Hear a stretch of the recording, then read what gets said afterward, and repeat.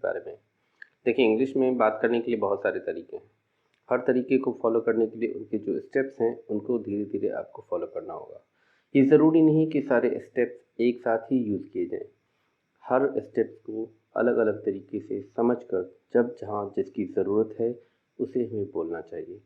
अगर हमें ये तरीके पता हों कि कब हमें कहाँ पर सिंपल प्रेजेंट के साथ बात करनी है या प्रेजेंट परफेक्ट में बात करनी है या पास्ट टेंस में बात करनी है, तो हम उसके अकॉर्डिंगली उसमें वर्ब्स, उसके पर्सन्स और उसके वर्ब फॉर्म्स को यूज़ करते हुए हम सेंटेंसेस सही तरीके से बना सकते हैं।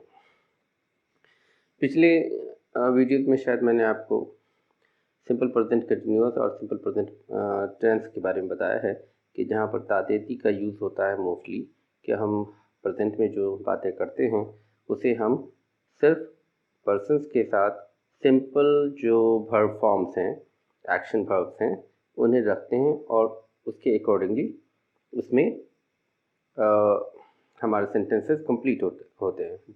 जैसे कि मैं अभी आपसे बात करता हूँ, now I talk with you. अभी मैं आपसे बात करता हूँ, now I talk with you.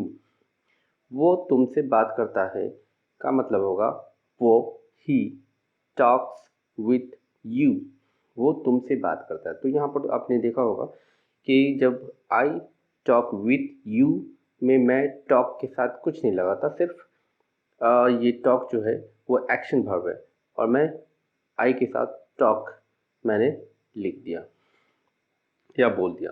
लेकिन जब मैं कहता हूँ कि वो तुमसे बात करता है तो मैं उसमें he talks with U S को जोड़ देता हूँ। तो थर्ड पर्सन और फर्स्ट पर्सन या प्लूरल फॉर्म और सिंगुलर फॉर्म में जो अंतर है वो एस ई एस का है, वो मैं उसमें बता चुका हूँ।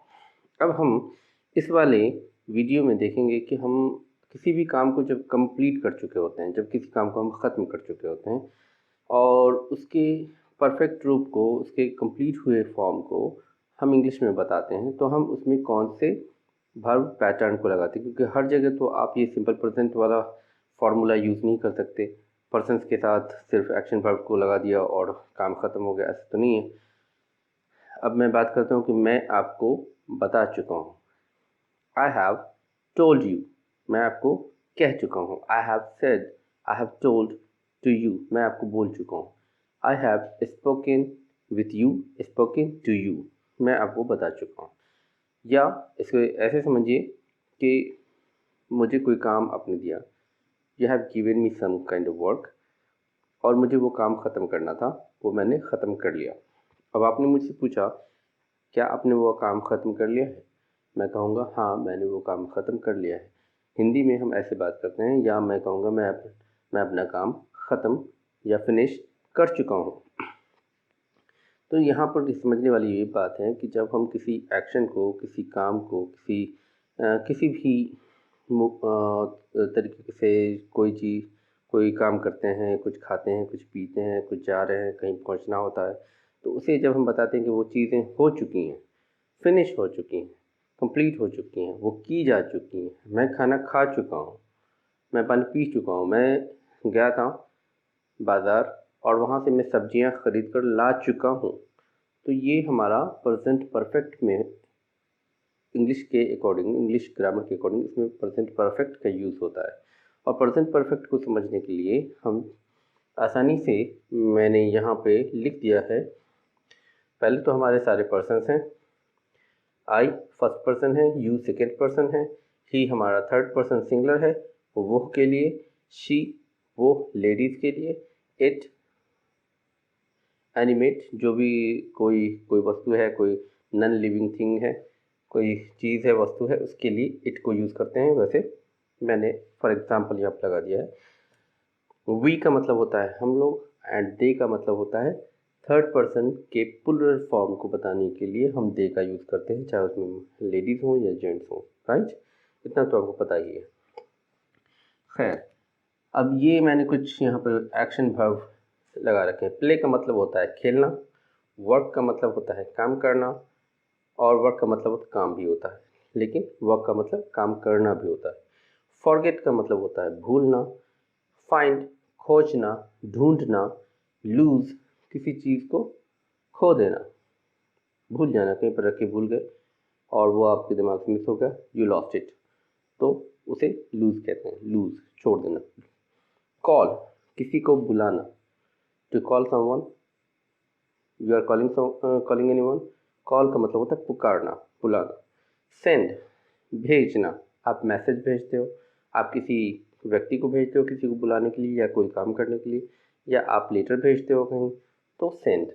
एक्सप्लेन का मतलब होता है किसी चीज़ के बारे में डिस्क्राइब करना, जैसे कि मैं अभी आपको ग्रामर के प्रेजेंट परफेक्ट टेंस के बारे में थोड़ा सा डिस्क्राइब करना चाहता हूँ, और मैं ये बताना चाहता हूँ कि जब आप किसी भी सेंटेंस को हिंदी में देखेंगे कि वो काम ख़त्म हो चुका है, मैंने ये काम कर लिया है, और इसमें है और चुका हूँ, चुका है, चुका जैसे सेंटेंस आते हैं, तो इसे हम समझते हैं कि ये काम पास्ट में शुरू हुआ था और ये प्रेजेंट में ख़त्म हो चुका है। उसे बताने के लिए हम इंग्लिश ग्रामर में इंग्लिश बोलने के लिए हम कौन से वर्ब पैटर्न को और कौन से फॉर्मूले को यूज़ करेंगे वो हम अभी देखेंगे। तो ये हमारे एक्शन वर्ब्स हैं, ठीक है। अब जो फॉर्मूला है वो ये है कि आई के साथ हम लगाते हैं I have played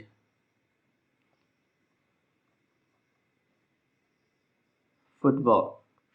I have played football का मतलब है मैं फुटबॉल खेल चुका हूँ, राइट। अब मैं नहीं खेल रहा, मैंने खेला था, कुछ देर पहले खेला था और वो खेल मेरा ख़त्म हो चुका है, तो मैं कहूँगा आई हैव प्लेड फुटबॉल, मैं खेल चुका हूँ, मैंने खेल लिया है, मैंने फुटबॉल का खेल खेल लिया है या खेल चुका हूँ। वर्क का मतलब होता है काम करना, और आप इसको यूँ समझें कि आपने किसी को कोई काम दिया है और आपने कहा कि क्या आपने वो काम कंप्लीट किया, have you worked, have you completed that work, have you worked on the newspaper, have you worked on the notebook, क्या आपने नोटबुक पे काम किया, have you worked on your homework, क्या तुमने अपने होमवर्क पे काम किया, have you worked on your project, आपको कोई असाइनमेंट मिलता है, कोई प्रोजेक्ट मिलता है काम ख़त्म करने के लिए, कुछ बनाने के लिए, drawing, picture, anything, any mathematical formula, anything, whatever the curriculum, आपको कुछ ऐसा काम दिया जाता है एंड आपसे पूछा जाता है have you completed that work, have you worked on that project. तो वर्क का मतलब काम भी है और वर्क का मतलब काम करना भी है। तो यू सिंपल एफर्मेटिव में हम समझते हैं इसे, ये एफर्मेटिव है कि किसी सेंटेंस का सिंपल हाँ में बताना, सिंपल तरीका, अफर्मेटिव, नेगेटिव नहीं, इसमें ना नेगेटिव है ना इंट्रोगेटिव, मैं इसमें सवाल नहीं पूछ रहा हूँ, मैं बता रहा हूँ। You have worked for, you have worked for BSNL ले लो,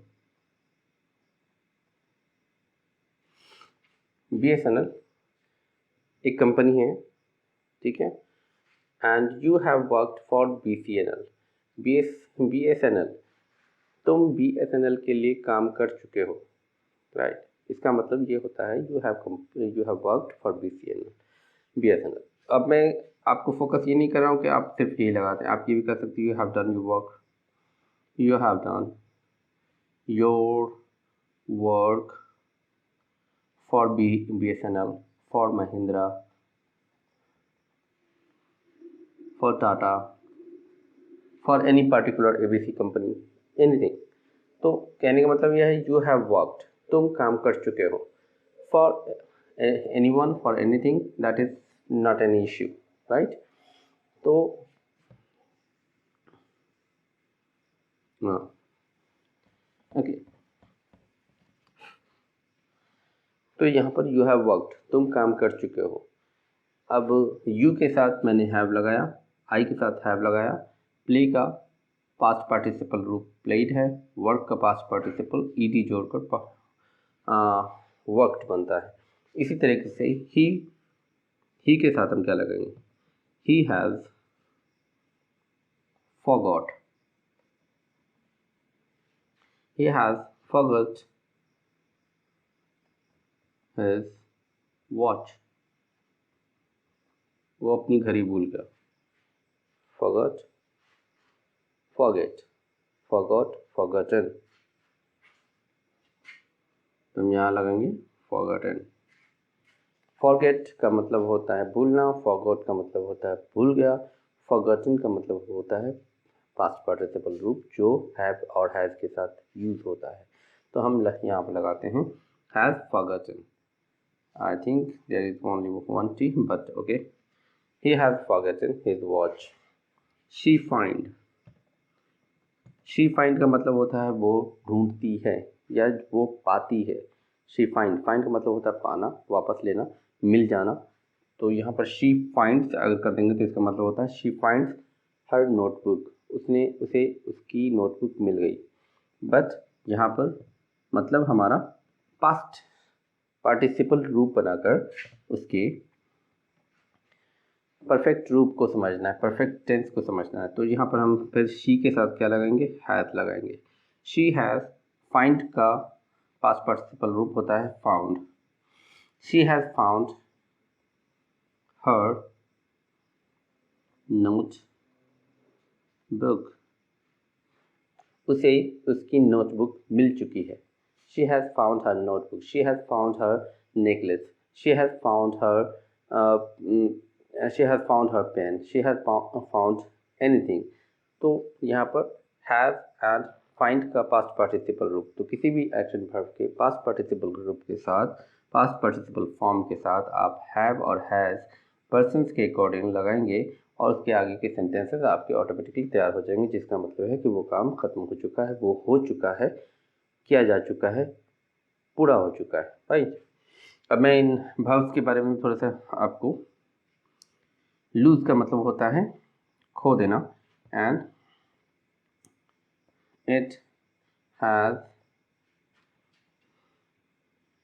लॉस्ट इट्स कलर.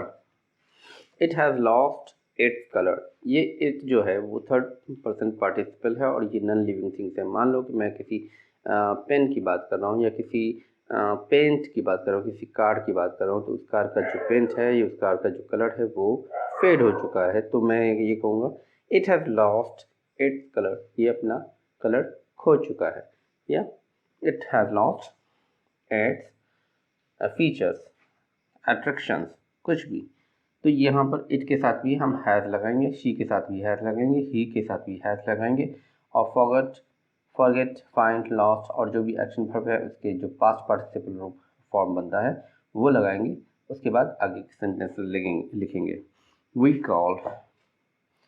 वी का मतलब होता है हम लोग जो हैं वो फर्स्ट पर्सन का प्लूरल फॉर्म है और वी के साथ भी हम लगाएंगे हैव. We have. सेंड जो है, सेंड का मतलब होता है भेजना, बट जब हम इसे पास्ट पार्टिसिपल फॉर्म में बदलते हैं तो ये सेंड हो जाता है sent. We have sent you a letter. We have sent हम लोगों ने भेजा है, यू तुम्हें, अ लेटर हम लोगों ने तुम्हें एक खत भेजा है. ये मैं उसे फ़ोन पे कह रहा हूँ या मैं उसे बता रहा हूँ, तो मैंने उसे ये बताया कि हम लोग ऑलरेडी आपको एक ख़त भेज चुके हैं. या we have sent you a parcel. मैंने आपको एक पार्सल भेजा है या कुछ भी जो हमने भेजा है तो वो हम भेज चुके हैं और इसे हम बताने के लिए हैव का यूज़ करते हैं. Have sent. They explain. इसे हम बताएंगे दे हैव explained.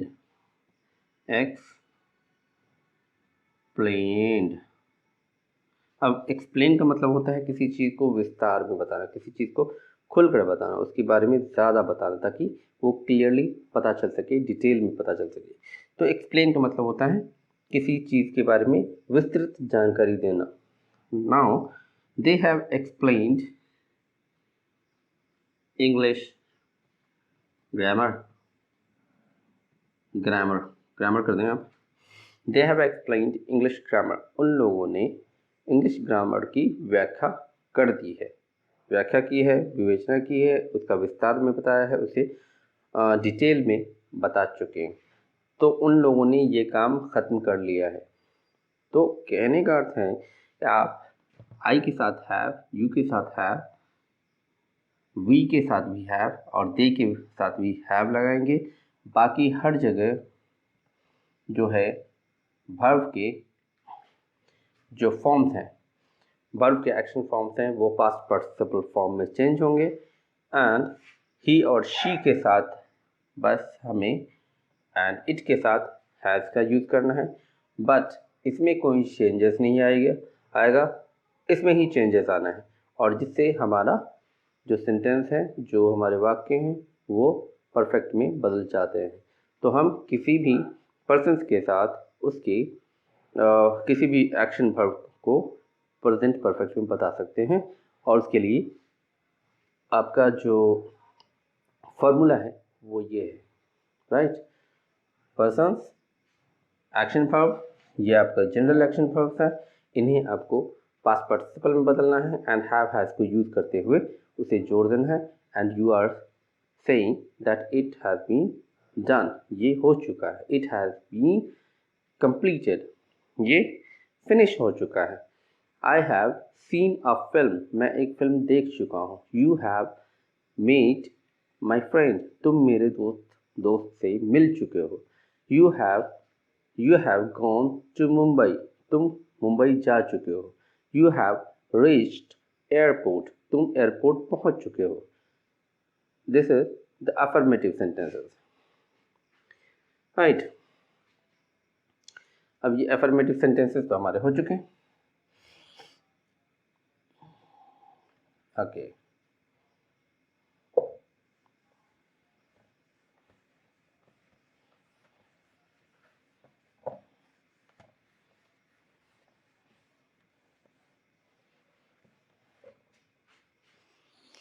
अब इसके नेगेटिव सेंटेंस भी देख लेते हैं। I have not played, I have not played, मैंने नहीं खेला है। I have not played cricket, मैंने क्रिकेट नहीं खेला है। I have not played football, I have not played tennis, I have not played the match, मैंने ये खेल नहीं खेला है, मैंने ये क्रिकेट नहीं खेला है, right. You have worked, you have not worked, work का मतलब होता है काम करना। यू हैव वर्कड, तुम काम कर चुके हो। यू हैव नॉट वर्कड, तुम काम नहीं कर चुके हो।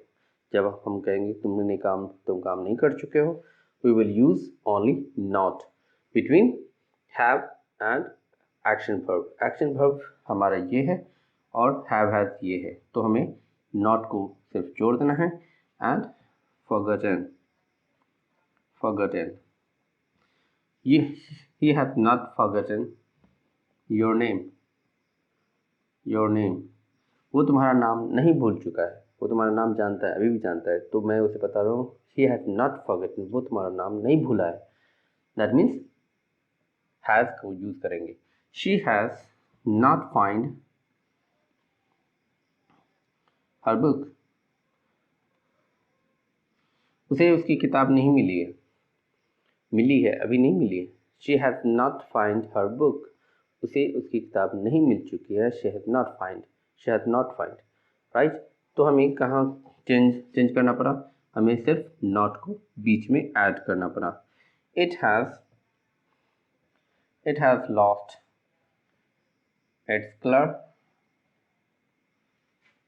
अब यहाँ पर हम लगा देंगे it has not lost its color, इसने अपना कलर नहीं खोया है।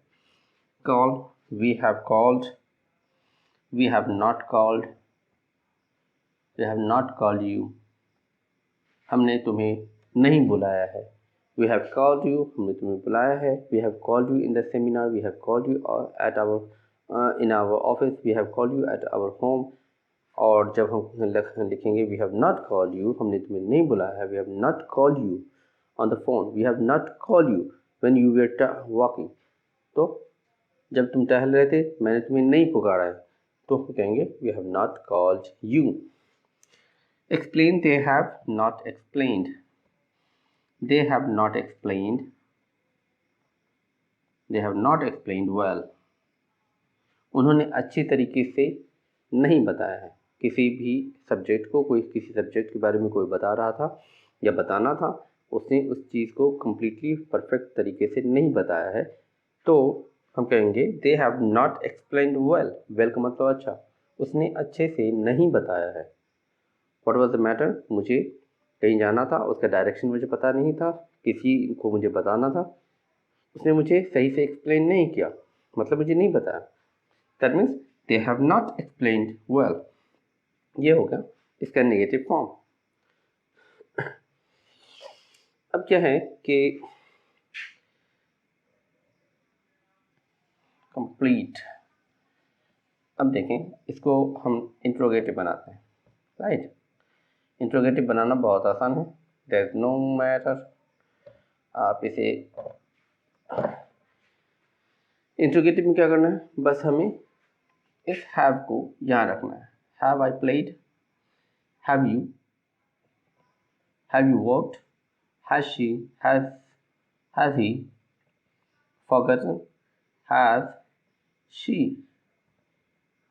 This one is now only for the affirmative and the negative, so I remove it so that you could easily understand that when we have to use interrogative sentences, जब हमें किसी चीज़ को सवाल में पूछना है कि क्या तुम कर चुके हो, क्या तुम जा चुके हो, क्या तुम बोल चुके हो, क्या तुमने ये काम कर लिया है, क्या आपने उसे बुलाया है या नहीं बुलाया है, तो हम हैव हैज़ को पहले रखेंगे और पर्सन्स को उनके बीच में रखेंगे, एंड देन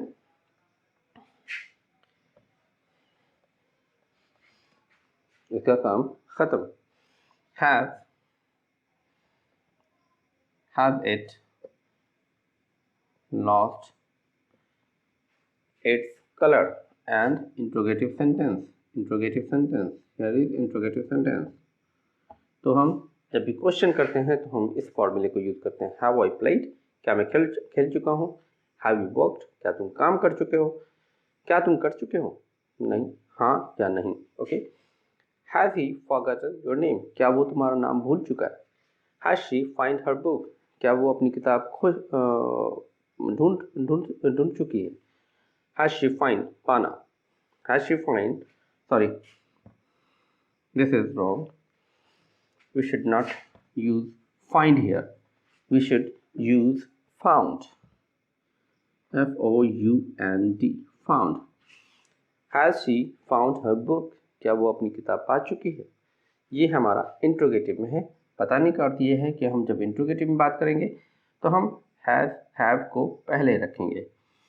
यहाँ आप हैव के साथ वी लगा दें, दे लगा दें। This is your interrogative style of asking question. जब आप क्वेश्चन पूछते हो तो हैव हैज़ को हम पहले रखते हैं, जब हम अफर्मेटिव में बात करते हैं तो ये चीज़ यहाँ होती है, एंड जब हम इसको नेगेटिव बनाते हैं तो हम इसके बीच में नॉट को यूज़ कर देते हैं, जैसा कि मैंने भी एग्जाम्पल में बताया था।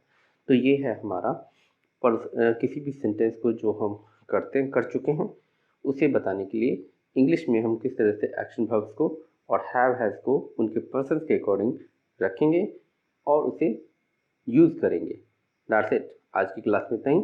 आप इसे अच्छी तरह से एक्सरसाइज करें और भी डिफरेंट एक्शन वर्ब्स को निकालें और उन पे एक्सरसाइज करते रहें।